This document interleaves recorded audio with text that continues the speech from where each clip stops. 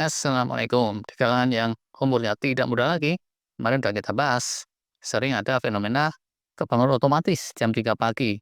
Banyak yang terus frustasi, tapi kita bilang kalau disikapi dengan tepat, ini bisa jadi berkah sehat.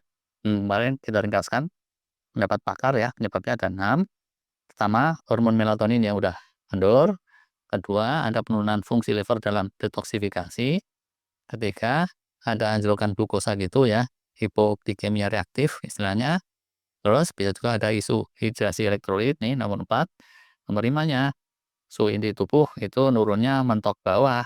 Terus yang keenam ada stres kronis gitu ya, sehingga hormon stres naik di atas ambang oleh sebab lain.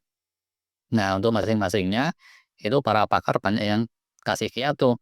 Kalau yang praktis-praktis ya, udah diringkaskan tuh oleh Barbara O'Neill. Cek aja seringnya beliau. Dia ini influencer kesehatan dari Australia ya. Bukan dokter tapi banyak melestarikan hal-hal mengenai kesehatan holistik dan kesehatan alternatif. Bisa di-searching lah ya. Tapi daripada coba diatasi satu persatu ya permasalahan tadi itu, bisa juga kitanya udah aja malah bangun sekalian. Tubuh kan ngajak bangun tuh jam 3. Artinya dia itu kasih sinyal. Ya udah, jangan dilawan, malah kitanya frustasi. Tapi disikapi aja yang bener. Awalnya ya, bisa aja nih terasa kayak males gitu, kayak berat untuk bangun dini hari. Tapi kan fasting juga sama tuh ya. Awalnya kayak berat, begitu udah rutin dipraktekin, seamless ya semua terasa biasa aja. Nanti gitu ya, tambah tidurnya bisa aja saat malam berikutnya, atau kalau kerasa masih kurang bener ya, bisa juga nambah power nap gitu namanya ya, di sekitaran waktu 2, yaitu beberapa saat setelah matahari meninggi. Bagaimanapun tidur ini tetap penting loh ya. Dan jangan lantas yang udah bangun sejak jam 3 itu merasa jumawa dengan jam tidur yang pendek. Nah, jangka panjangnya itu bakalan jelek sih soalnya ya. Terus gimana sih kita mesti menyikapi ya saat kebangun jam 3 pagi atau setengah 4? Nah, pertama ya, bangun saat dini hari ini, bangunnya mesti bangun beneran, mesti sejati. Kalau buat yang muslim ya bangun sahur gitu. Bisa terus makan sahur secukupnya, atau minimal sekedar minum air atau minum apa gitu yang zero kalori. Yang nggak biasa ya, dan atau bukan muslim juga, kalau mau ini bisa dicoba nih sebagai satu eksperimen kecil. Pasang aja alarm dan bangunlah dini hari. 30 menit atau 60 menit sebelum waktu subuh. Nah, kalau belum tahu waktu subuhnya jam berapa di tempat kalian ya bisa aja googling tuh. Biasanya untuk tiap tempat tuh bisa beda. Sekali lagi, bangunnya ini bangun beneran loh ya. Terus beraktivitas ringan gitu.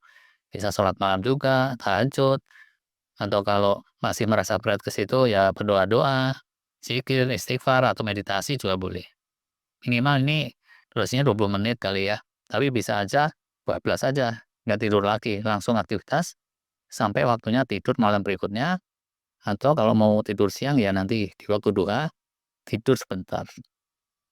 Peribahasanya ini bersakit-sakit dahulu, bersenang-senang kemudian. Ada gula, ada semut. Buah manggis, buah kedondong. Ya peribahasanya satu aja nih, yang terus kemana-mana. Intinya ya, dengan kita paksain gitu ya, tanda kutip, untuk aktif sejak jam sahur, malam berikutnya kita akan bisa memanen berkahnya. Bahkan ada juga berkahnya itu langsung dapat, nggak usah nunggu hari berikutnya. Apa coba yang terjadi ya? Kita urut satu-satu nih. Nomor satu terhadap kendornya si hormon melatonin. Nah, soal kendornya ini ya, nggak bisa diapa-apain sih ya kalau secara instan. Kalaupun bisa terjadi perbaikan itu akan perlu waktu. Tapi kalau kita mulai aktif dini hari, itu adenosin si ampasnya penanda kelelahan kan akan lebih kental tuh ya. Nah, ini akan mendampak pada rasa kantuk yang lebih dalam di malam berikutnya. Rasa kantuk yang muncul dari adenosin ini bisa mengofset melatonin yang pas-pasan. Terus, pas bangun itu ya, selain minum kan bebas ke toilet ya. Nggak cuma pipis tuh, kalau mau ngeden sekalian aja juga boleh. Oh alah, kalau terus ke sono-sono. Tapi dia jelas lah ya, isu hidrasi dan elektrolit jadinya teratasi juga.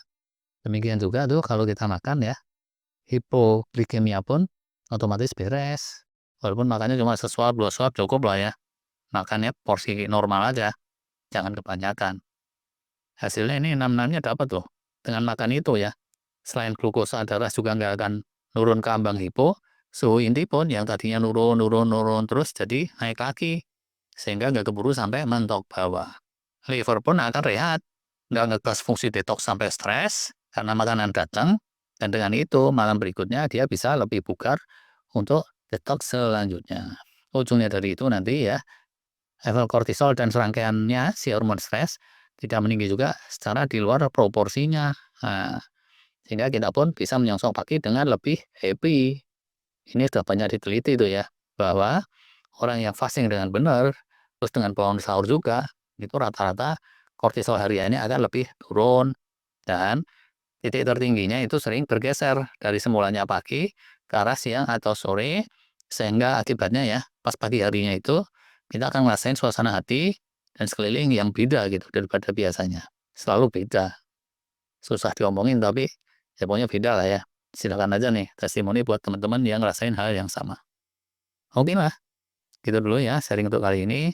Terima kasih.